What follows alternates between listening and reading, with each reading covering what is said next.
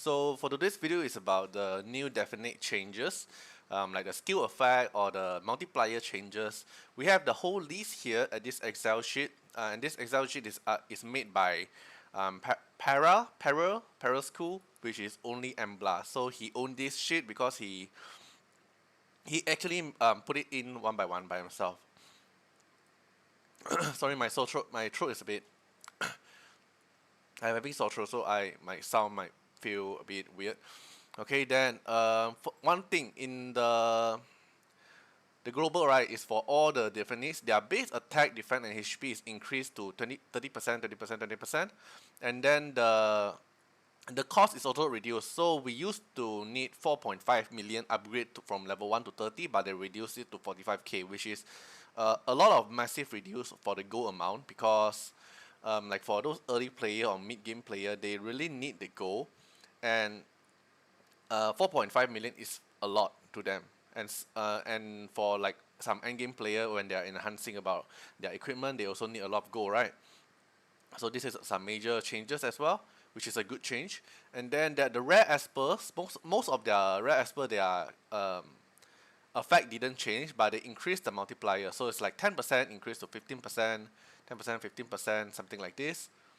Some we have like Changpu gets final damage from 10% to 20%. So we're gonna see DPS Changpu. Then it's like David is gonna get 10% upgrade to 20%, something like this. More or less, it's all the same for the rare esper. Then Helena also having her definite now from nothing to some damage for the downfall skill. Alright, so more or less for the rare are the same. Then for the legendary,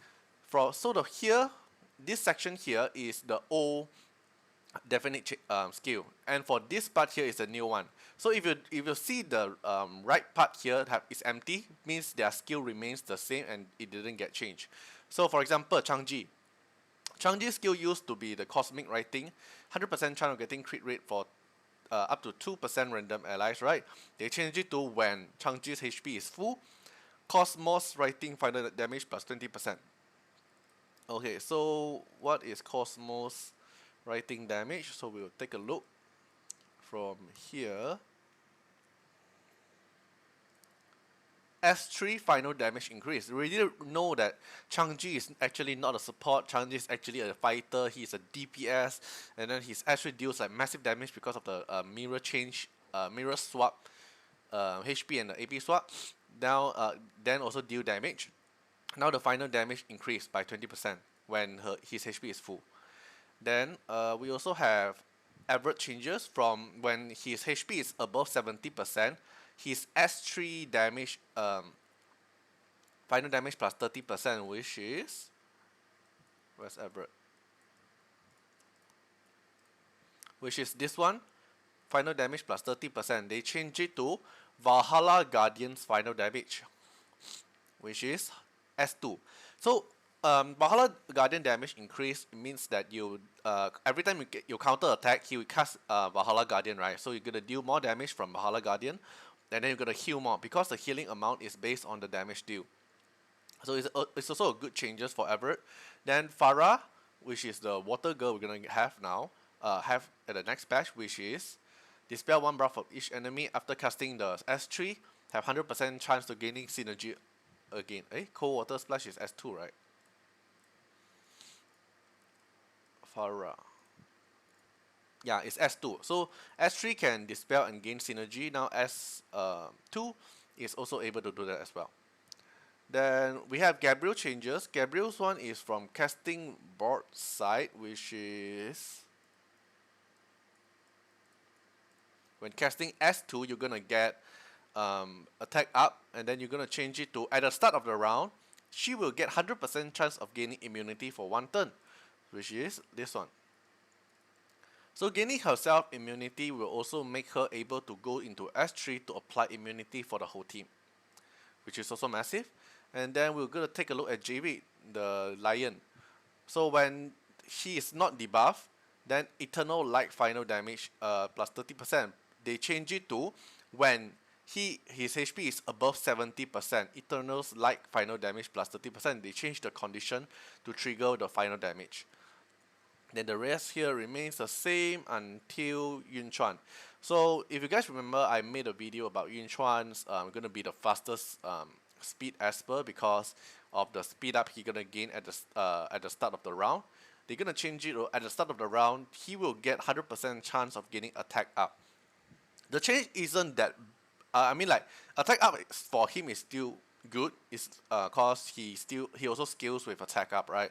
But because of this, they changed the speed up way, so he will no longer be the fastest Esper in the game, like what I theory craft at the previous video. Then there's no changes here. Okay, then I what I mentioned before, like with the epic Esper, they don't have their effect now. They have it now, which is Alexa have a new effect, which is the healing increase when her HP is above 70%. Alice have final damage for Star Stream, which is the S1. So S1 deals slightly more damage. Is it like really massive? Not really, but it's something there. Then Alodin's final damage also increase when his HP is full. These two condition is a bit harder because they need their HP to be full. Then there's also a lot of changes for the epic one, which is the multiplier. Like like Pandora, the final damage of the Doom box 10% increased to 15%.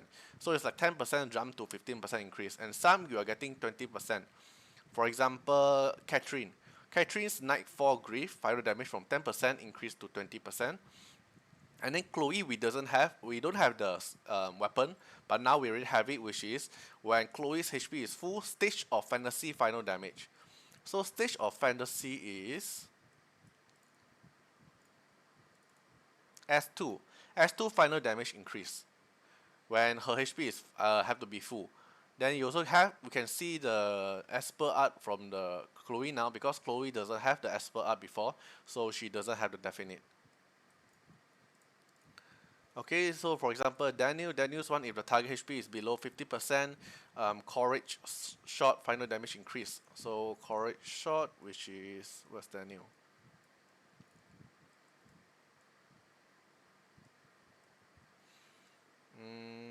Where's him? A? Where's Daniel? Here. Courage shot, which is S1. S1 final damage increase when the target HP is below 50, and he also get his Esper art because of the definites. Like Dahlia doesn't have also, but Dahlia now have when the HP target is below 50%, Umbrella attack final damage plus 15%. So you can see some middle here is like still attack main stats deal with it because D Joser is a defender and he skills his damage with defend up. Defense stats, but D Joser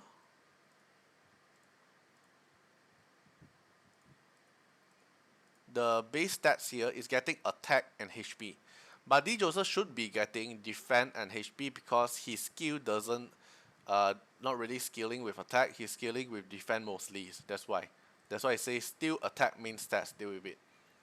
Then we have Emma to increase the stomping smash final damage. So most of the epic they are actually just changing the multiplier like 10% to 20% or 10% to 15%. More or less are the same. Yep. Yep. So these are the few changes for the legend, and the rare and the epic are mostly just the multiplier. Then because of this, we also made another tier list, which is this is a new version of it. Like the old version one is at the previous video that which doesn't really make sense anymore because they did some changes. And you can see Yun Chuan here from EX++ straight away drop until A tier. Yeah, something like this. So this is the brand new tier list. If you want, you can just like take a screenshot or anything. I won't go through one by one again because the previous video already go through. More or less it's the same, just that they have some changes. Like Changji went up a bit, Yun Chuan went down. Now the only C tier here is Ife, and J-Mid actually went up to one tier above. Yeah, more or less it's the same outcome. And if you guys want to have the link for this Excel sheet, I'll post the link at the bottom of the video description, and feel free to use it to take a look at the information, what they changed, what is the old one, what is the new buffs. Alright, hope this information actually helps you out, and see you guys in the next video. Bye bye.